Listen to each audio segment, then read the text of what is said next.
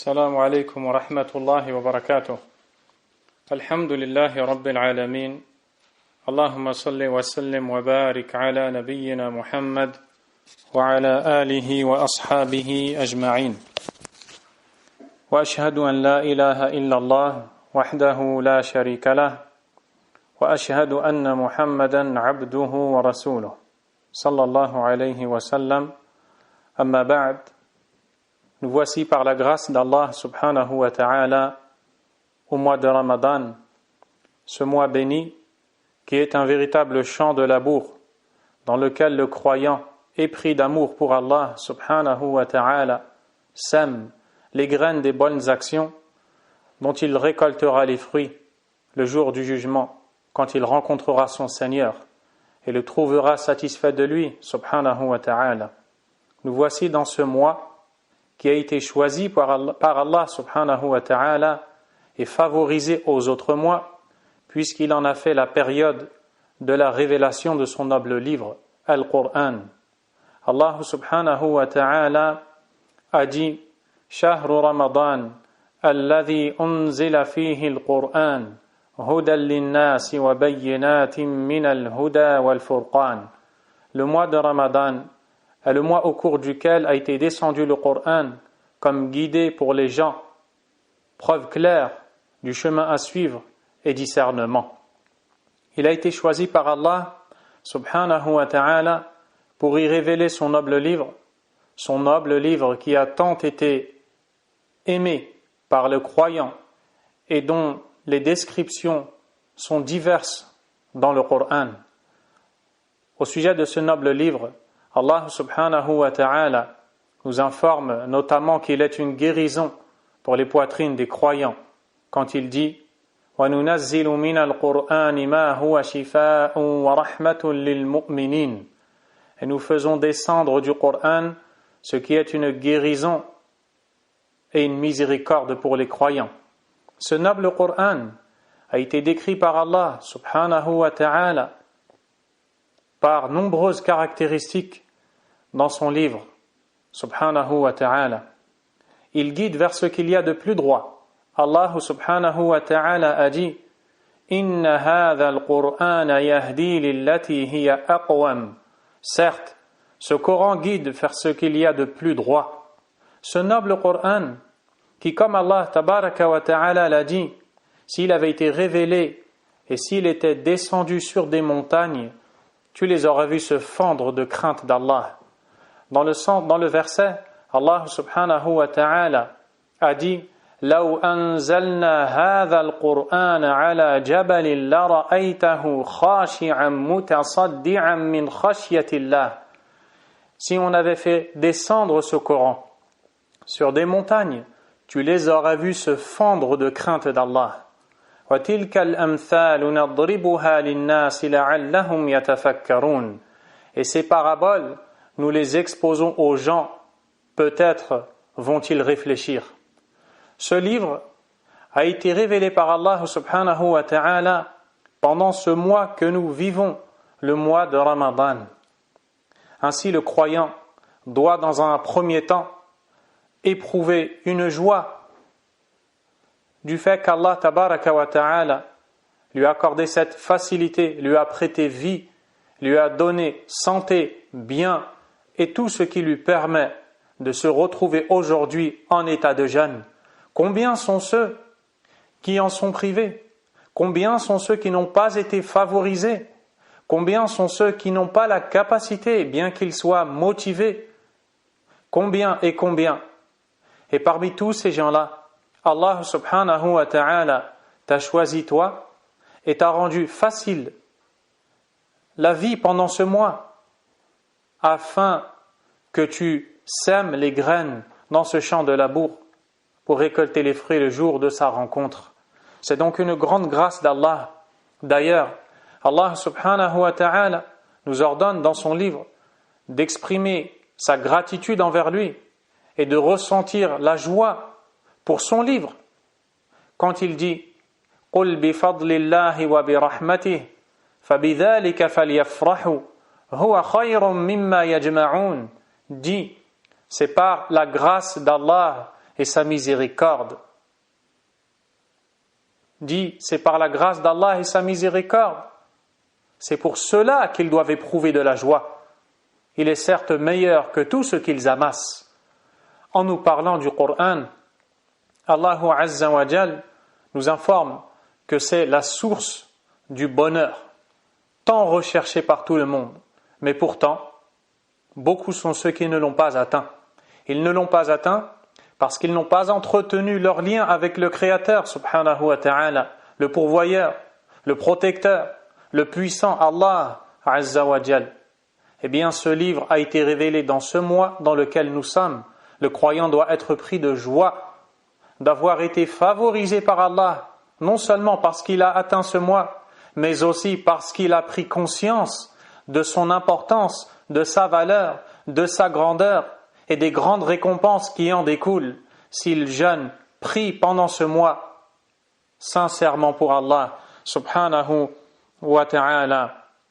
La personne douée de raison, le croyant noble et sincère, saisit toute occasion se présentant à lui permettant de se rapprocher d'Allah davantage et donc d'obtenir sa grâce, sa miséricorde. Allah subhanahu wa ta'ala ne nous a pas créés pour autre chose que cela. Il nous dit وَمَا خَلَقْتُ الْجِنَّ وَالْإِنسَ إِلَّا لِيَعْبُدُونَ. Et je n'ai créé les djinns et les hommes que pour qu'ils m'adorent. Et dans cette vie, qui est en réalité un test et une épreuve, dont le résultat apparaîtra au grand jour, le jour dernier, les gens se sont divisés en deux, les gagnants et les perdants. Les gagnants sont ceux qui ont su saisir les opportunités, les occasions se présentant à eux dans cette vie d'ici-bas pour se rapprocher d'Allah. Quant aux perdants, ils sont ceux qui ont été distraits, insouciants, inattentifs aux attentes d'Allah subhanahu wa ta'ala envers le croyant. Le prophète Mohammed sallallahu alayhi wa sallam nous dit Kullu an-nasi yaghdu faba'i'un nafsahu famu'tiquha aw mubiquha. Chaque âme, c'est-à-dire chaque personne, sort le matin pour vendre son âme, pour faire le commerce avec sa personne. Soit elle l'affranchira ou alors elle causera sa destruction. Il en est ainsi pour ces jours qui passent, qui en réalité sont des épreuves successives. Al-Hassan al-Basri, rahimahullah, un des pieux prédécesseurs, a dit « Ô fils d'Adam, tu n'es qu'une série de jours regroupés. Chaque fois qu'un jour passe, c'est une partie de toi qui s'en va. C'est-à-dire, et ceci jusqu'à ce que tu sois amené à rencontrer Allah subhanahu wa ta'ala. » L'individu, le croyant doué de raison, éduque son âme et sa personne, il prend soin de lui-même en s'efforçant d'adorer Allah et il ne laisse pas perdre les occasions qui se présentent à lui permettant de gagner le pardon d'Allah, sa miséricorde. Il ne laisse pas ces occasions se perdre. Allah subhanahu wa ta'ala a vanté les mérites de la personne qui a su purifier son âme dans ce bas monde. وَنَفْسٍ وَمَا سَوَّاهَا فَأَلْهَمَهَا فُجُورَهَا وَتَقْوَاهَا قَدْ أَفْلَحَ مَنْ زَكَّاهَا. Dans l'essence des versets, après avoir parlé de l'âme, Allah subhanahu wa ta'ala a dit aura certes réussi celui qui l'aura purifié.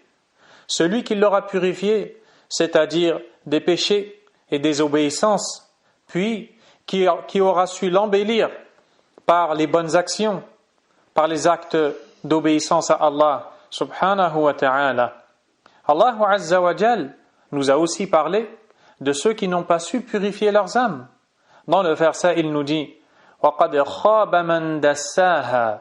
Aura certes perdu quiconque l'aura souillé, c'est-à-dire celui qui aura souillé son âme aura perdu. Il n'aura pas réussi, parce que dans cette vie d'ici-bas, il n'a pas su purifier son âme en entretenant son lien direct avec son Créateur par la servitude et l'adoration pour laquelle il a été créé et qu'il devait manifester tant qu'il était présent et vivant dans cette vie d'ici-bas. Le jour dernier, il sera trop tard. Allah subhanahu wa ta'ala a dit يَوْمَ يَتَذَكَّرُ الْإِنسَانُ مَا سَعَى وَبُرِّزَتِ الْجَحِيمُ لِمَنْ يَرَى. Le jour où l'homme se rappellera de ce qu'il faisait. Et le feu de l'enfer sera alors montré à quiconque le verra. Ce jour-là, il sera trop tard. Dans cette vie d'ici-bas, il nous est impossible de voir l'enfer. Nous sommes croyants. Nous avons la conviction que ce dernier existe. Mais pourtant, on ne peut pas le voir. Par contre, le jour dernier, Allah subhanahu wa ta'ala le fera apparaître afin que tout le monde puisse le voir et que se distinguent les croyants qui œuvraient tant pour échapper ce feu de ceux qui n'y croyaient pas et qui étaient inattentifs à la voix d'Allah subhanahu wa ta'ala. Allah azza wa jal nous a également parlé de ceux qui ont transgressé. فَأَمَّا مَنْ طَغَى وَآثَرَ الْحَيَاةَ الدُّنْيَا فَإِنَّ الْجَحِيمَ هِيَ الْمَأْوَى. Quant à ceux qui auront transgressé et préféré la vie d'ici-bas, c'est-à-dire ils ont transgressé lorsqu'ils ont outrepassé les limites qui étaient fixées par Allah. Les limites, ce sont ses ordres et ses interdits. Ils ont outrepassé ces limites. Ils n'ont pas accordé d'importance à ce pourquoi ils ont été créés. Et ils ont préféré cette vie d'ici-bas, si bien que cette dernière a su les distraire, malgré son caractère trompeur clair, pour le croyant ayant la clairvoyance lui permettant de le voir. Et cela n'est pas donné à quiconque parmi les gens. وَآثَرَ الْحَيَاةَ الدُّنْيَا, et qui aura préféré la vie d'ici-bas, comme Allah le dit également, بَلْ تُؤْثِرُونَ الْحَيَاةَ الدُّنْيَا وَالْآخِرَةُ خَيْرٌ وَأَبْقَى. Mais non, vous préférez la vie d'ici-bas, alors que celle de l'au-delà est meilleure et bien plus durable. Voilà comment Allah l'a décrite. Elle est meilleure. Elle est meilleure parce que dans l'au-delà, pour le croyant, le paradis l'attend. Et dans ce paradis, il n'y aura nulle peine, nulle contrainte, nulle tristesse, plus rien de tout cela.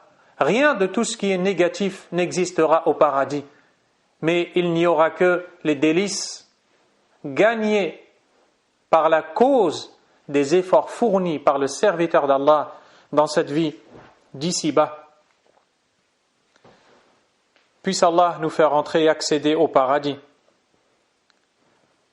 S'agissant de la vie d'ici-bas, de la vie de l'au-delà, elle est décrite comme étant meilleure, mais plus encore, elle est plus durable.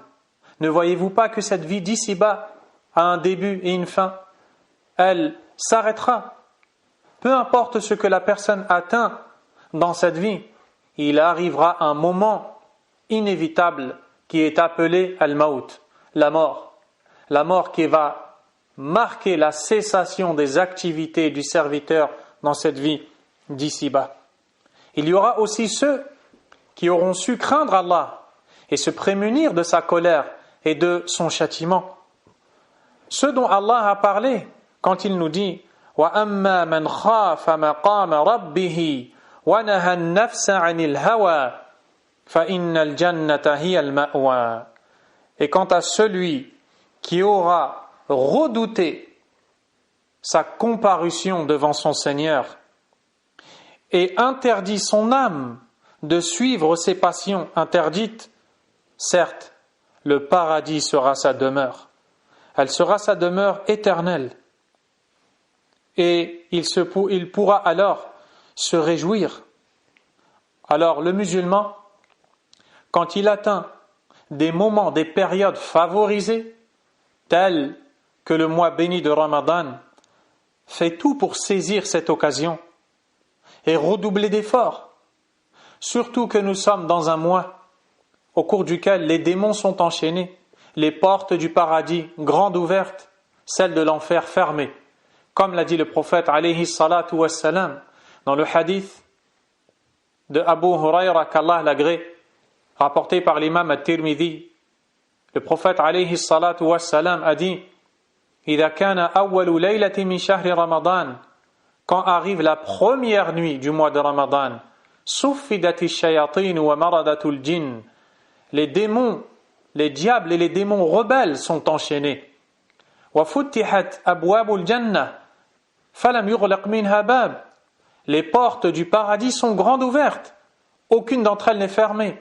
وغلقت أبواب النار فلم يفتح منها باب, et les portes de l'enfer sont fermées, elles sont scellées, aucune d'entre elles ne reste ouverte.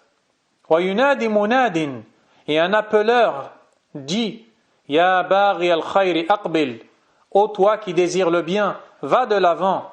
ويا باغي الشر أقصر, et ô toi qui désires le mal, arrête-toi. وَلِلَّهِ عُتَقَاءُ مِنَ النَّارِ وَذَلِكَ كُلَّ لَيْلَةٍ, et Allah choisit d'affranchir des gens du feu, et ceci à chaque nuit. À chaque nuit de ce mois de Ramadan, Allah tabaraka wa ta'ala choisit des gens qu'il va favoriser, car il va décider de les préserver du châtiment du feu. Et c'est ce que tout croyant s'efforce de fuir à travers les actions qu'il applique dans cette vie d'ici-bas. C'est ce que tout croyant redoute, la comparution devant Allah, un Seigneur en colère et un châtiment à cause des péchés commis. Eh bien, pendant le mois béni de Ramadan, les portes de l'enfer sont fermées. Ainsi, le musulman doit éprouver de la joie, il doit se réjouir et être heureux de vivre dans ce mois de Ramadan, et s'efforcer de rejoindre le nombre des gagnants, le nombre de ceux qui ont su réussir ce test, cette épreuve. Et si tu as su tirer profit de ce mois béni de Ramadan, alors par Allah, cela est bien meilleur que tout ce que cette terre peut contenir comme trésor et richesse. Par Allah, cela est bien meilleur que les milliards de ce bas monde, que les biens tant recherchés de ce bas monde.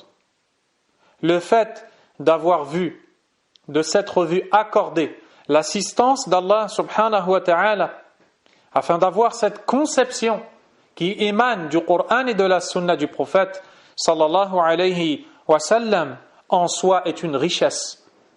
Le fait de saisir cette occasion en soi est la richesse par excellence. Le mois de Ramadan a beaucoup de mérites et les gens vont avoir entre eux des disparités dans la manière dont ils vont profiter de ces mérites.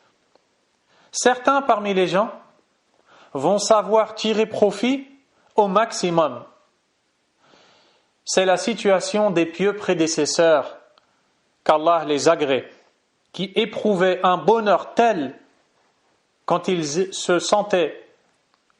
retrouvaient vivants pendant le mois de Ramadan, qu'ils redoublaient d'efforts dans l'adoration d'Allah et son obéissance, bien que ces derniers soient connus en dehors de Ramadan pour fournir des efforts de manière incessante, car ils étaient habités par l'espoir de l'agrément d'Allah tabaraka wa ta'ala, et ils avaient compris le but de cette vie. Ils avaient compris la tromperie de Shaitan. Ils avaient compris la ruse de cette vie d'ici-bas. Et avec tout cela, quand le mois de Ramadan arrivait, ils redoublaient d'efforts davantage. Et on voyait dans la biographie de ces gens-là des choses qui, si elles n'étaient pas rapportées de façon authentique, l'un d'entre nous ne pourrait y croire. Ainsi, il se rapprochait d'Allah subhanahu wa ta'ala à travers les différentes adorations aimées par Allah, parmi lesquelles, comme vous le savez, le jeûne qui n'a nul égal, comme l'a dit le prophète Mohammed alayhi salatu wassalam. Ils invoquaient Allah, lui demandant de les favoriser et de leur accorder ou de leur prêter vie pendant ce mois afin d'en tirer profit. Ainsi, les croyants vont se diviser. Certains vont prendre un maximum de parts de bonnes actions et d'autres un minimum. Et entre les deux, les gens du milieu. Et cela relève de ce que l'on appelle tawfiqullah, l'assistance qu'Allah accorde à son serviteur et ses faveurs, ainsi que ses grâces.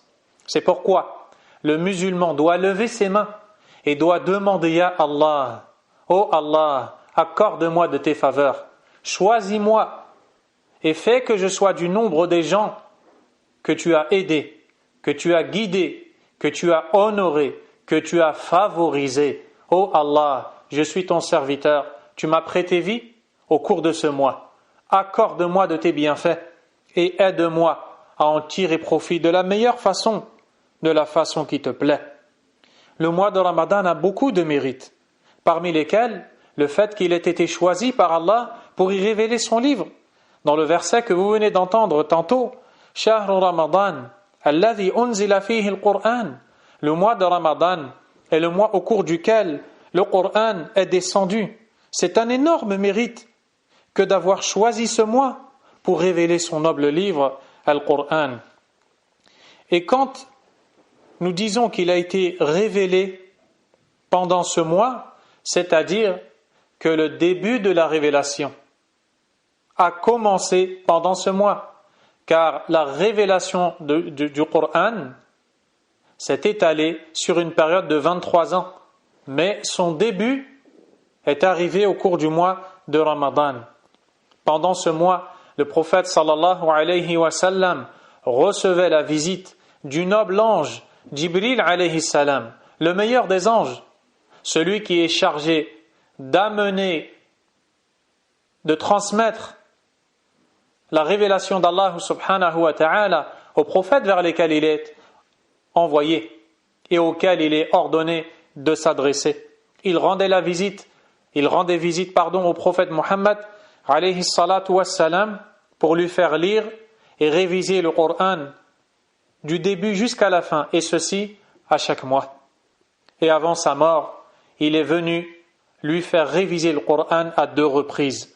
Cela te montre le lien étroit entre le Coran et le mois de Ramadan. Donc, la nécessité de s'adonner à la lecture du Coran pendant le mois de Ramadan, bien que ce livre doit en réalité être lu, appris, médité et récité par le croyant à toute occasion, à tout instant, autant que possible, mais davantage pendant le mois de Ramadan en raison du lien étroit entre le mois et la révélation du livre.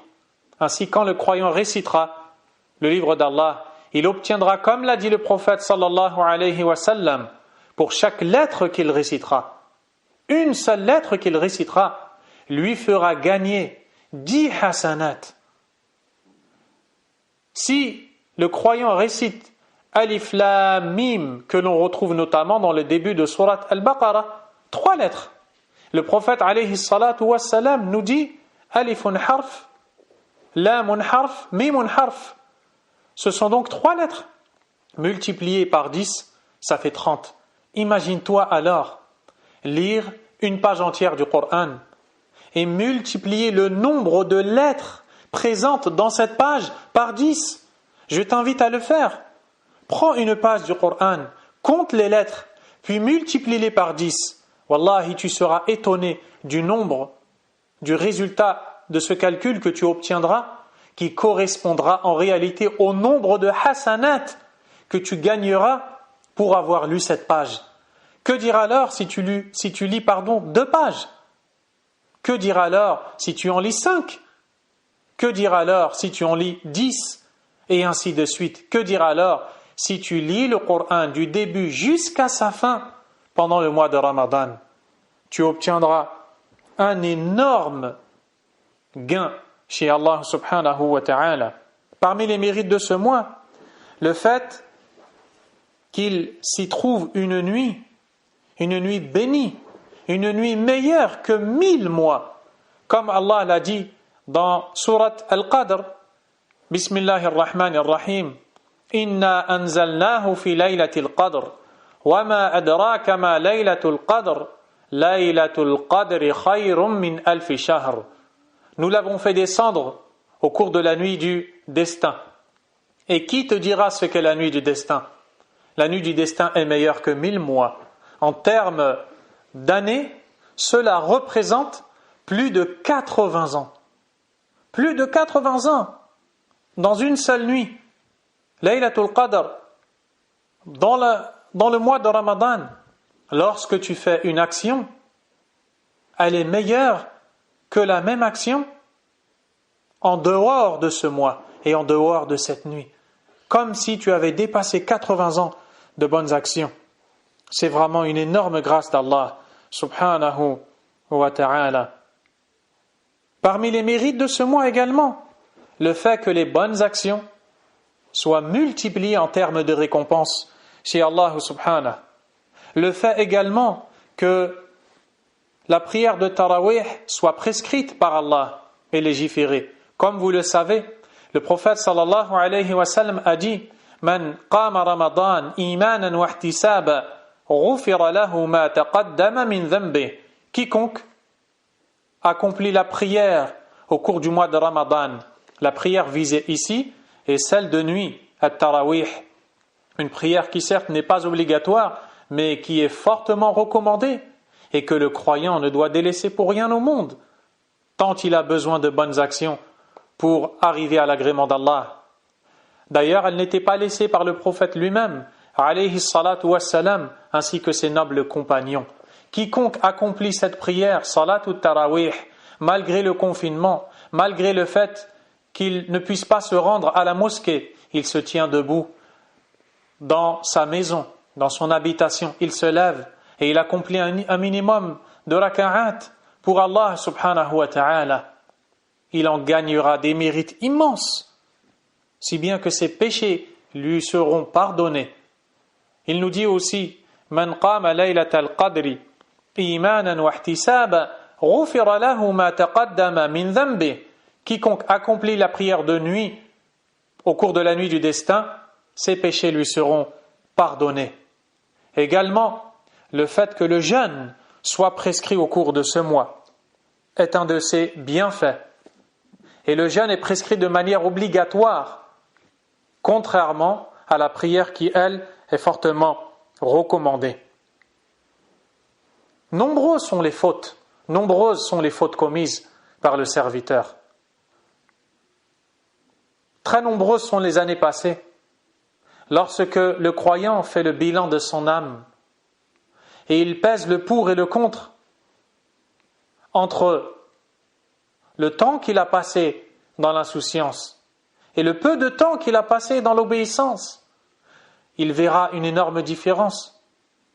Et dans ce peu de temps qu'il a passé dans l'obéissance, il méditera pour y trouver de nombreux manquements. Il est temps de les combler. Il est temps de saisir l'occasion de revenir à Allah subhanahu wa ta'ala. Il est temps de prendre la décision ferme de faire en sorte que ce mois de Ramadan de l'an 1432 de l'Hégire, correspondant à l'an 2021, ne soit pas comme les autres. Il est temps de décider, de voir sa foi augmenter, sa poitrine s'épanouir à l'adoration d'Allah et à son rappel, car nous sommes dans un mois béni. Nas'alullah tabaraka wa ta'ala an yuwaffiqana liqiyamihi wa siyamihi imanan wa ihtisaba. Puisse Allah nous accorder son assistance afin de jeûner les journées de ce mois et prier ces nuits avec foi et espoir en sa récompense. Il en est certes capable, tout comme nous lui demandons de guérir nos cœurs et de les illuminer, de nous guider vers la voie menant au paradis et de pardonner nos péchés, de nous réformer et de faire que ce mois soit une bénédiction répandue dans la communauté du prophète Mohammed sallallahu alayhi wa sallam. Nous lui demandons d'y descendre sa guérison à nos co-religionnaires, nos frères et nos sœurs dans la foi, atteints de diverses maladies. Surtout dans cette période que nous vivons, où l'épidémie dont on parle tant ne cesse de sévir. Nous lui demandons d'enrichir les pauvres de la communauté de son prophète sallallahu alayhi wa sallam et de venir en aide aux besogneux, de faire que ce mois soit pour eux tous une baraka, un pardon des péchés. Wallahu a'lam. Wa sallallahu wa sallam wa baraka ala nabiyyina Muhammad wa ala alihi wa ashabihi ajma'in. Subhanaka Allahumma wa bihamdik. Ashhadu an la ilaha illa ant. Astaghfiruka wa atubu ilayk.